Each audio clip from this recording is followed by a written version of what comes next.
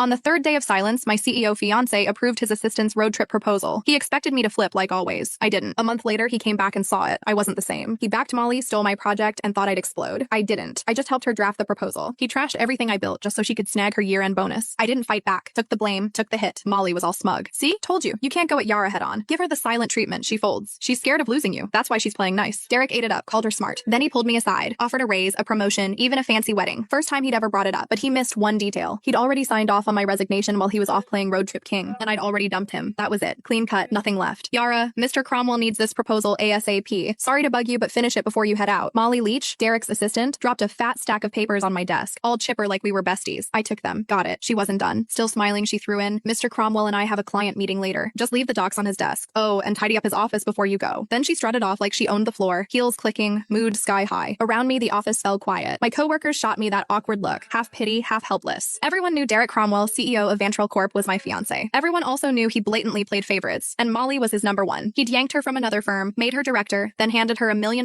project I'd busted 2 months bringing in and prepping. When I pushed back, he called a team vote thinking everyone would back him. Wrong. The whole team voted for me, except him. Molly got 1 vote, his. He lost it, accused me of stirring up cliques, didn't just take the project away, he demoted me in front of everyone and slashed the salaries of the people who'd backed me. Nobody dared speak up. Later, he apologized, said didn't want it to look like favoritism, claimed Molly might feel left out. I used to believe that crap. Now, it's a joke. Molly couldn't even keep up with our interns. Didn't want it to look like favoritism. Please. He was straight up playing favorites. Everyone saw it but him. I heard footsteps upstairs and looked up. Derek. He showed up at the stairwell, glanced my way, then walked out without saying a word, changed into some casual suit. Even from here, I caught that cedar cologne. He never used to wear cologne. That one? Molly's gift. Yeah, he knew exactly what he was doing. He'd been pulling this kind of stuff for years. It started after I found their goodnight texts. Couldn't stay quiet. I confronted him. Derek said I was being petty. Then, like it proved some point, he used it as an excuse to make it official and moved Molly to work directly under him. The more upset I got, the harder he leaned in, dragging her to every social event, serving her food, even wiping her mouth at company dinners. When we fought, he'd ice me out. When I apologized, he'd round up his buddies to lecture me like I was some jealous mess. For a while, I actually blamed myself. Thought maybe I wasn't generous enough. Thought maybe that's why we ended up here. But on day 3 of one of his silent treatments, when I was too sick to even sit up and he still packed his bags for a trip with Molly, I gave up. That's when it hit me. He wasn't trying to be noble. He just used my pettiness as a shield so he could keep doing what he wanted without feeling guilty. Even if I hadn't caught those late night chats, he would have just found another excuse to be with her. After their latest business trip, they were still grabbing dinner, drinks, playing tennis, same routine. But something between them had changed. I could feel it. Not that it mattered. 5 years together, and it was done. This whole mess had dragged on long enough. I was the last one in the office, finishing up the proposal. Checked my phone. Molly had been busy posting. Candlelit dinner at some fancy spot. 2 plates of steak. Derek all polished and perfect, cutting hers for her. Caption: steak cut by the CEO himself. It has to taste better. The comments were full of heart emojis and fangirling. A few clueless people even asked when the wedding was. Derek replied with 3 dots. Molly followed up with a cheeky emoji. No clarification, just like always. But